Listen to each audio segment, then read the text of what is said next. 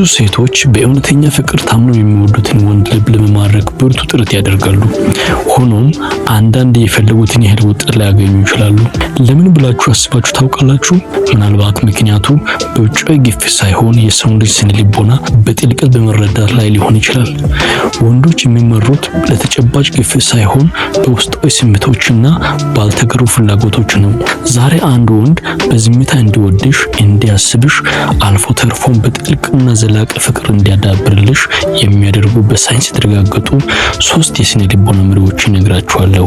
በተለይ ቁጥር 3ን ካወቃችሁና በተግባር ከተረጎማችሁ በኋላ የእርሱ ለአንቺ ያለው አመለካከት ብቻ ሳይሆን ለዓለም ያላችሁ አመለካከት ሙሉ በሙሉ ይለወጣል። ይህ ከጥበብ የዘለለ ጥልቅ ግንኙነት የመፍጠሪያ መንገድ ነው። አብራችሁን ቆዩ።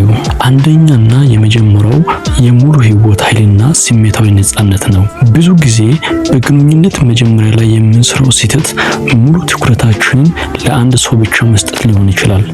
ሳይንስ እንደሚለው አንድ ሰው ሁሉ ጊዜ አለው የምትልና ሁሉንም ነገር የምታመቻች ሴት ዋጋዋ በጊዜ ሂደት ሊረሳ ይችላል። ይህ ስሜታዊ ኢንተርሚተንት ሪንፎርስመንት ወይም አልፎ አልፎ የሚሰጥ ትኩረት ተብሎ የሚታወቀው የስነ ልቦና መሪ ጋር የተገናኘ ነው። ነገር ግን እዚህ ላይ የምንነጋገረው የትኩረት መከልከል ሳይሆን የራስሽን ህይወት መኖርና ስሜታዊ ነጻነት ማዳበር ነው። ይህ ለምን ይሰራል? ሰዎች የሚናፍቁትና ዋጋ የሚሰጡት በቀላሉ የማይገኘው ነገር ነው። የራሳችሁ ህይወት፣ የራሳችሁ ህልሞች፣ ጓደኞች እና የትርፍ ጊዜ ማሳለፊያዎች ሲኖራችሁ ትኩረት የሚከፋፈልባችሁ ነገር ይኖራችኋል።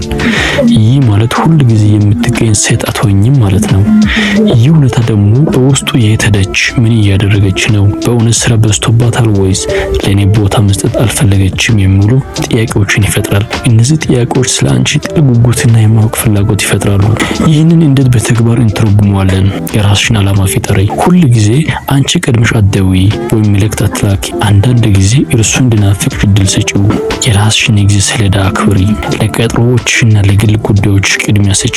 ይህ ሲሆን የእርሱ ጥሪ ወይም መልእክት ሲመጣ ትኩረትሽ የተገደበ ስለሆነ የእርሱ ትኩረት ይበልጥ ዋጋ ይሰጠዋል። የግል ህይወትሽ ምስጢራዊነት። ሁሉንም ነገር ወዲያው አዘርግፊ። የራስሽ የሆነ ውስጣዊ ዓለም እንዳለሽ አሳዩ። ይህ እውነት ላይ የተመሰረተ ስሜታዊ ነጻነት እርሱን ይበልጥ ወደ አንቺ ይስበዋል። ሁለተኛው ነገር አድናቆትና የባልደረባነት ስሜትን ማጠናከር ነው። ወንዶች በተፈጥሯቸው አስፈላጊ የመሆን የመጠበቅና የመፍታት ፍላጎት አላቸው። ሳይንስ እንደሚነግረን አንድ ወንድ ለአንቺ የሆነ ነገር እንዲያደርግ ስትፈቅጂለት፣ ለእርሱ ጥረት ከልብ ዋጋ ስትሰጪውና ስታደንቂው ከአንቺ ጋር ያለው ስሜታዊ ትስስር እጅግ በጣም ይጠነክራል። ይህ ሄሮ ኢንስቲንክት ወይም የጀግንነት ስሜት ተብሎ የሚታወቀው ስሜታዊ ፍላጎት ሲሟላ ወንዱ ለአንቺ የመኖርና የመጠበቅ ስሜቱ ይበልጥ ያድጋል። ይህ ለምን ይሰራል? ወንዶች በድርጊታቸው ፍቅርን የመግለጽ ዝንባሌ አላቸው። ለአንቺ የሆነ ነገር ሲያደርጉና አንቺ ደግሞ ያንን በትክክል ስታደንቂው በእርሱ አይን ጀግና እንደሚሆን ይሰማዋል። ይህ ስሜት ራስን የመቻልን ስሜት ከፍ ያደርግለታል እና ለአንቺ ያለውን ስሜታዊ ኢንቨስትመንት ይጨምራል። ከጎንሽ ጠንካራና አስፈላጊ ሆኖ ሲሰማው ለአንቺ ያለው ፍቅር ሳያውቀው ጥልቀት ያገኛል። ይህንን እንዴት በተግባር እንተረጉመዋለን? እርዳታን ጠይቂው። ሁሉንም ነገር እኔው እችላለሁ አትበይ። ጥቃቅን ወይም አንዳንድ ትላልቅን እርዳታዎችን ጠይቂው። ይህንን ብታግዘኝ ደስ ይለኛል፣ ቀለል ይለኝ ነበር ብለሽ ስትጠይቂውና ሲያደርግልሽ ከልብ አመስግኚው። ጥረቱን አደንቅለት። ያደረገውን ነገር ከትንሹ እስከ ትልቁ ድረስ አደንቂ።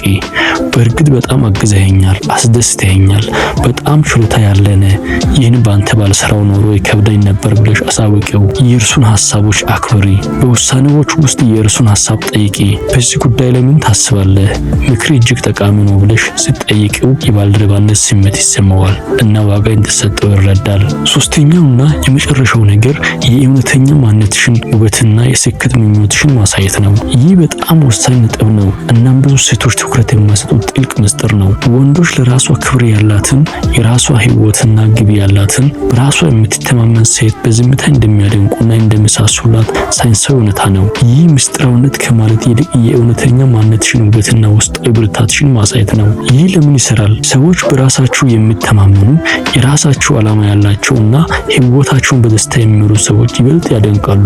አንቺ የራስሽ ስኬት፣ የራስሽ ፍላጎቶችና የራስሽ የደስታ ምንጭ ሲኖርሽ የእርሱ አለመኖር ህይወትሽን የማያቆመው ጠንካራ ሴት ትሆኛለሽ። ይህ ባህሪ የመተማመን ስሜትሽን ያንጸባርቃል። ይህም በተራው ደግሞ እርሱን ወደ አንቺ በጥልቅ ይስበዋል። እርሱ የዚህ ደስታና ስኬት አካል ለመሆን ይፈልጋል እንጂ አንቺን የራሱ ማድረግ ብቻ አይፈልግም። ይህ ደግሞ እውነተኛና ዘላቂ ፍቅር የሚገነባበት መሰረት ነው። ይህንን በተግባር እንዴት እንተረጉመዋለን? የግል ህይወትሽን አክብሪ። የራስሽ ህልሞች፣ ግቦች እና የትርፍ ጊዜ ማሳለፊያዎች ይኑሩሽ። እነዚህን ለማሳካት ጊዜና ጉልበት ስጪ። ራስሽን ተንከባከቢ። በአካል በአእምሮና በመንፈስ የራስሽን ጤንነትና ደህንነት ቅድሚያ ስጪ። ይህ በራስ መተማመንን ያጎለብታል እና አዎንታዊ ጉልበትሽን ያንጸባርቃል። የራስሽን አመለካከትና ድንበር እወቂ። በግንኙነት ውስጥ የራስሽ የሆነ አመለካከት ይኖርሽ። ለምትፈልጊው ነገር ቁሚ። ይህ ለራስሽ ያለሽን ክብር ያሳያልና እርሱም እንዲያከብርሽ ያደርገዋል። ሁሉንም ነገር በፍጥነት አትግለጪ። ምንም እንኳን እውነተኛ ማንነትሽን ብትወኝም ሁሉንም የህይወት ታሪክሽን ወይም የውስጥ ምስጢሮችሽን በመጀመሪያው ቀን አዘርግፊ። ከጊዜ በኋላ ትክክለኛውን ጊዜ አይተሽ በጥልቀትና ቀስ በቀስ መክፈትሽ ግንኙነታችሁን ይበልጥ ያጠነክረዋል።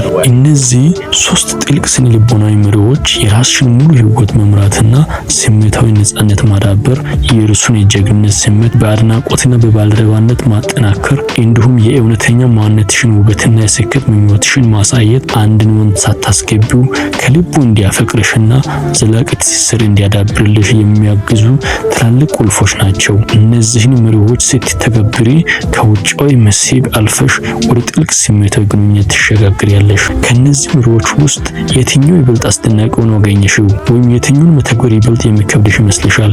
በኮሜንት ላይ አሳውቁኝ። ለትዳራችሁና ለፍቅር ህይወታችሁ ጥልቅ መፍትሄ የሚሆኑ ተጨማሪ ቪዲዮዎችን ለማግኘት ቻናላችንን ሰብስክራይብ በማድረግ ደወል ምልክቷን መጫን አትርሱ። በቀጣይ ቪዲዮ እስክንገናኝ በፍቅር በራስ መተማመን እና በእውነተኛ ግንኙነት የተሞላ ህይወት እመኛለሁ። መልካም ቆይታ ይሁንላችሁ።